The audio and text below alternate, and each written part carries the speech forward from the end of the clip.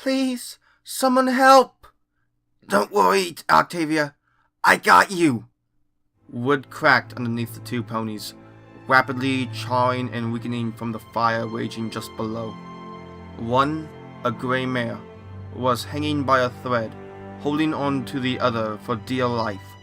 The white unicorn was already exhausted from making her way up to the roof via the burning stairs, and had almost met her fate after part of the floor collapsed. She tried using her magic, but this proved futile. The wood began cracking, even louder now, the unicorn feeling her body slowly slip from the roof they were hanging off of. Below them, a team of unicorns, pegasi, and earth ponies shouted to each other above the blaze as they desperately tried to put the flames out, but it was simply too hot. More flames would quickly rise up in their place. I can't pull you up! You're too heavy! The white unicorn cried out, using all her strength to pick up the grey earth pony. Are you calling me fat at a time like this? The mare shouted, glaring angrily at the unicorn, who only grinned. Sighing, she looked up at her lover. I guess I really outdid myself, didn't I? No kidding, the unicorn grunted in response. She cracked a smile as she felt the grey pony beneath her slowly rise to her efforts. At that moment, the wood made a splintering sound, sending a sharp chill up her spine. Before she could react, the floor beneath them finally gave way and sent the two plummeting to the ground. Octavia screamed, closing her eyes, and kept a firm grip on her friend's hoof. She waited for the fires to burn through her skin and ravage her body till she died. Except nothing of the sort happened. Confused, she opened her eyes, traced the length of her forelegs, and gasped. The white unicorn was holding on to both her and part of the roof, her hoof barely hanging on to pieces of the shingles. It was a miracle they hadn't fallen already. Octavia looked at her lover with hope, smiling like they might make it out of this alive. Instead, the wood began cracking again, the unicorn gritting her teeth as her hoof slowly lost its grip. This time, there would be nothing to hold on to, only a straight drop towards a quick and painful death. The unicorn placed a tighter grip on the roof, vainly hoping that would help. She bit off her curse as she realized there was no chance of climbing back up with only one hoof, and the other clinging to the fetlock of her lover. The roof faltered again, and she felt her grip slide once more. One more crack, and that would be the end. Clenching her teeth, she winced at the pain in her limbs as she desperately tried to hang on. It felt like she was being pulled apart. Taking a deep breath, miraculously avoiding any smoke inhalation, she looked down at Octavia, who was staring back with purple eyes filled with... No, she couldn't see that. She shut her eyes and sighed in defeat. The only thing now was to wait for the now familiar crack of the roof to finally give way. Let go. The unicorn quickly opened her eyes, looking down at Octavia, who had a grim, serious look on her face. What? She asked, hoping she hadn't heard right. I said, let go.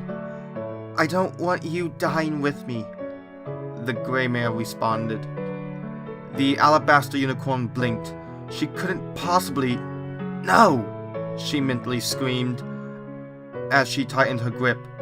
Very funny, Octavia. Like I'm gonna let you go.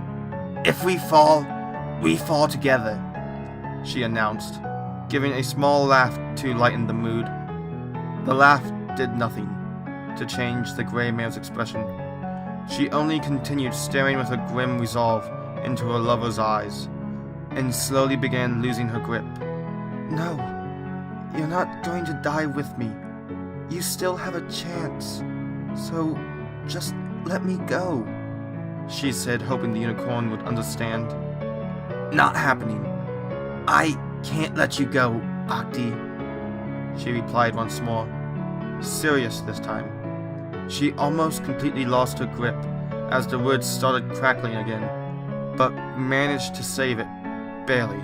Sighing, Octavia looked up at her lover, tears stinging her cheeks. Then I'll have to do it for us, she said with a clear lack of emotion.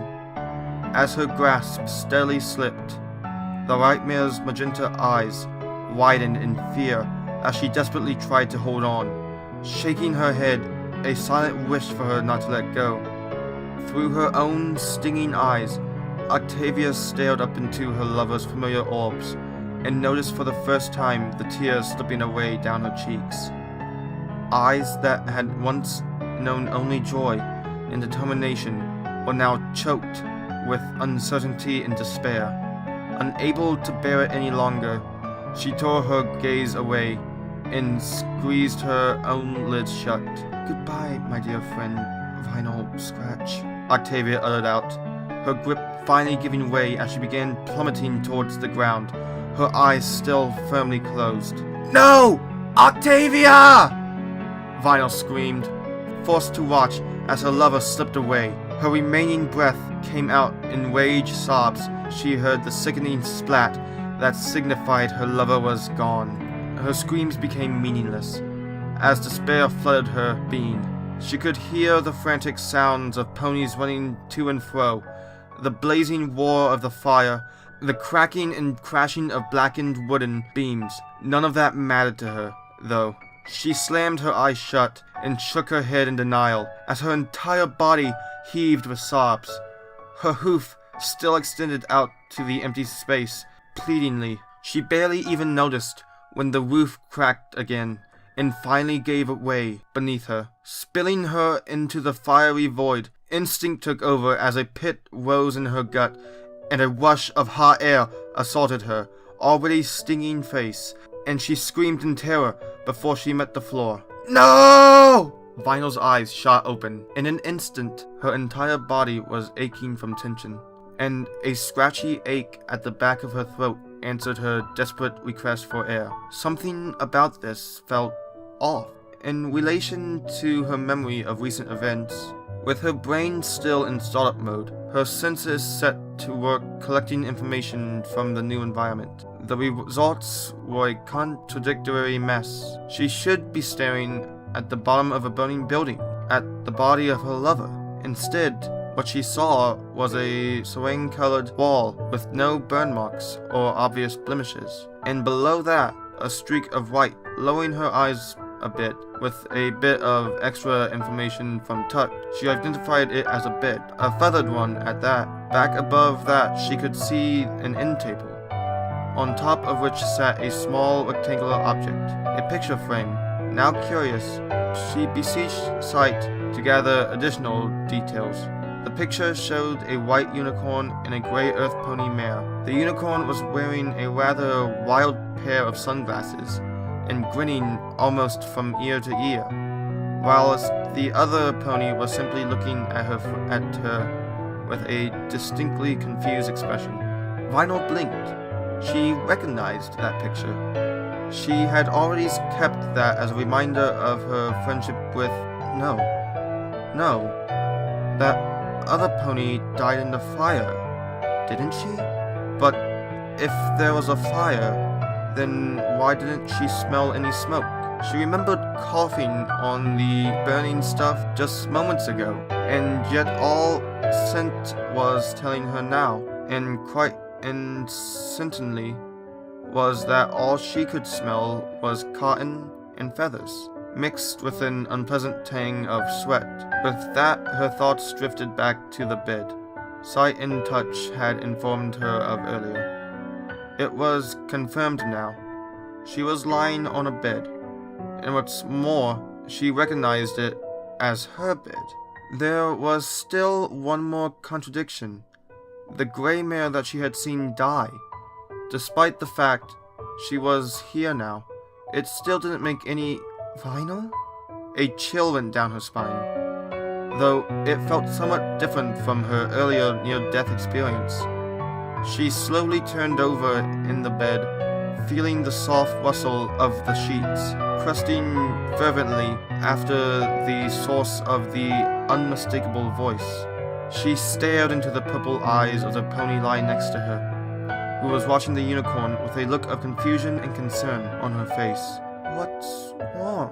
Before she could finish, Vinyl launched forward into a blur of white fur and sheets and wrapped herself around the gray mare, wailing like a lost child. Octavia gasped for breath, trying to fight against Vinyl's strong, crushing hold. It proved ineffective, but she tried again, only to receive the same results. She failed to understand why her lover would suddenly jump on top of her and begin crying like a baby. That didn't sound like the strong, upbeat unicorn she knew. Slowly, her death grip began to slacken, though the unicorn continued to sob helplessly. Now, with some more control over the situation, the grey mare took Vinyl's head in her hooves and drew her close, to which she responded by burying her muzzle into her lover's chest and weeping her heart out, which was more or less what Octavia had in mind, except for the obnoxious horn, which she had to work around on her own.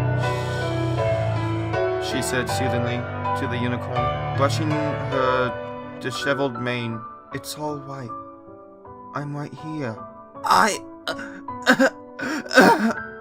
Vinyl tried to force words out, but her voice was strained and barely coherent. Shh. Octavia whispered again. I'm right here. Take your time. They remained that way for a few minutes, the unicorn still plastered to the barrel of the grey mare, who continued to gently run a hoof along her back. Every now and then, she would attempt to say something, only to be silenced instantly. Gradually, Vinyl began to settle down, her sobs giving way to her heavy yet controlled breaths. It's really you, right? She stuttered out with difficulty, though it was a definite improvement over earlier. Without waiting for an answer, she continued, This isn't just another sick dream, right? Octavia shook her head as a no, and a concerned look still plastered on her face. The faintest hint of relieved sigh could be heard through her long breaths. She noticed the grey mare's expression, looking into the purple orbs that stared right back at her. This all felt so real. Octavia's warmth, her soothing voice, and concerned look, yet that nightmare had the same elements. Any minute now, Vinyl expected something to happen, and every second it didn't, she became more and more tense, her breathing slowing down more for anxiety than relief. Any moment now, and the bed might be engulfed in a fiery chasm, or Octavia might turn into some horrible monster, or Vinyl, it's okay. Everything will be alright, Octavia whispered softly. She pulled Vinyl forward into another hug, gripping her tightly. Just let it all out. She was tired of the fog of powerful, conflicting emotions. She had already poured her heart out once, when Octavia had fought. No, she stopped herself. That was a dream. Octavia was still here, safe and sound, and so was she. So, she didn't really care if it was a dream or not anymore. After all that she had just been through, there was only one thing she could give any real energy for right now. The alabaster unicorn pressed forward against her lover, nearly smothering herself against the smooth grey fur, and started sobbing again, her eyes stinging with little else to give. Her sleepy body continued to bother her, yet she maintained herself until those magenta orbs finally closed themselves, her cerise ceasing to exist. All the while, Octavia was cradling the white mare to her barrel, running a tender hoof along her back with a warm, knowing smile on her face. She listened for a while longer, as Vinyl's breathing slowly calmed down, her chest rising and falling steadily, signifying that she was asleep. She withdrew from the embrace a moment to look down at her companion. For once, her face was not screwed into a painful, sad grimace. Her eyes were firmly but gently closed, her cheeks stung red with tears, and her mouth hung slightly open. A small puddle of drool began to accumulate beneath her. Giggling slightly, Octavia gently wiped away the off-ending trail with her forehoof, then drew herself in close again. "Oh, that dumb horn," she groaned inwardly, as she was thwarted by Vinyl's forgotten trait. Sighing in restoration, she instead leaned in and gave her a quick kiss on the cheek, eliciting a sleepy murmur from the unicorn. But she didn't wake up. Smiling, Octavia laid her head on the sheets, nearly touching that of her partner, and closed her eyes in turn. Sounds assaulted her ears once again, but not from a nightmarish crackling of wood or the roaring of an inferno. It was the gentle noise of crickets and the night breeze floating in from the bedroom window, mingled with something else. Snoring. Slowly, Vinyl opened her eyes. The grey mare whom she remembered was still right there, facing her with a look of pure contempt, marking her delicate features. With a warm smile, the unicorn considered how she herself must look, like a disheveled animal come in out of a storm. No doubt, but Octavia didn't care about any of that. Not even when she had completely broken down and cried into her beautiful coat for close to 20 minutes. She didn't care. No, she corrected herself. She did care. She did care. Belatedly and somewhat inanely, she remembered that she wasn't usually the one to wake up first. She drew back a bit from her lover, carefully lighting her horn to telekinetically bring the sheets over them both as smooth as if they had just been made.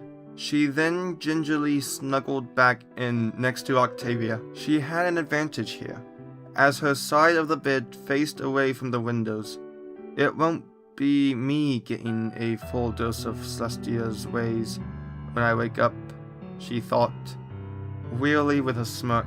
She then nearly let out a stalled cry as Octavia abruptly pressed forward, one forehoof gripping her tightly by the wethers and her head buried into the right fur of her neck. "Tavi? No. Don't let..." she muttered with a somewhat frantic undertone, and Vinyl quickly realized she was still asleep. Don't let go.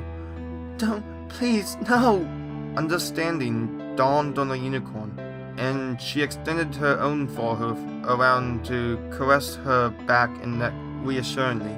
"Yeah, right," she whispered, with a healthy touch of her usual devil-may-care attitude. "Like I'm ever gonna let you go." Vinyl leaned in closer and gave a short, light chuckle. "We're in this together. Remember? I'm not letting you go. No matter what." Octavia's breathing slowly began to calm down in response to the unicorn's assurances, and she simply laid there, not saying another word. In an impressive show of strength, Vinyl returned the embrace in full, laying her chin on the head of the mare beneath her, before magically bringing the sheets up once again, virtually concurring them both. Her partner never even stirred. Smiling, she had missed that feeling, even though it had only been one rough night. She closed her magenta eyes and sank into bliss.